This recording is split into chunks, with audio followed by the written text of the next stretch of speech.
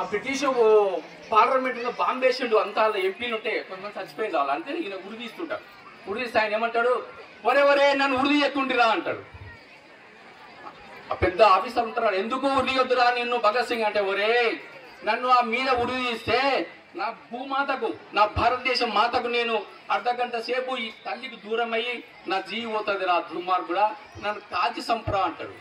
కాల్చి సంపతే ఎట్లా, నువ్వు కాల్చినా చచ్చిపోతావు, ఉరి తీసినా చచ్చిపోతావు అంటే, రే కాదురా నన్ను కాల్స్తే నా భారం మీద, నా భారత మాత మీద, నా తల్లి మీద పడి చచ్చిపోతారా నేను, అందుకు నన్ను కాల్చురా అని జై భారత్ మాతాకి అని చచ్చిపోతా. అందుకు ఈ భూతల్లిని, ఈ సూర్య భగవానుని నేను చూడలేదు. ఇప్పుడు ఈ రోజు చూస్తున్నా, మీరు ఇంత అదృష్టవంతులు, అంత మంచి కార్యక్రమాన్ని చేసుకుంటున్నారు. సూర్యభగవాన్ పిలిచిన నేను, నాకు పత్రిక వాట్సాప్లో వచ్చింది, సూర్యభగవాన్ దేవాలయం ఉంటుందా అని అనుకున్నాను నేను ముందు.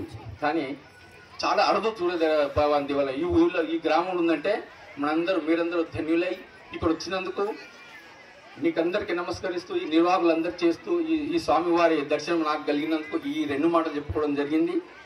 నా సమయం కూడా అయిపోయింది కాబట్టి అందరికీ నమస్కరిస్తూ జై సూర్యనారాయణ, జై జై సూర్యనారాయణ, మళ్ళా జై సూర్యనారాయణ, జై సూర్యనారాయణ, జై జై సూర్యనారాయణ నమస్కరిస్తూ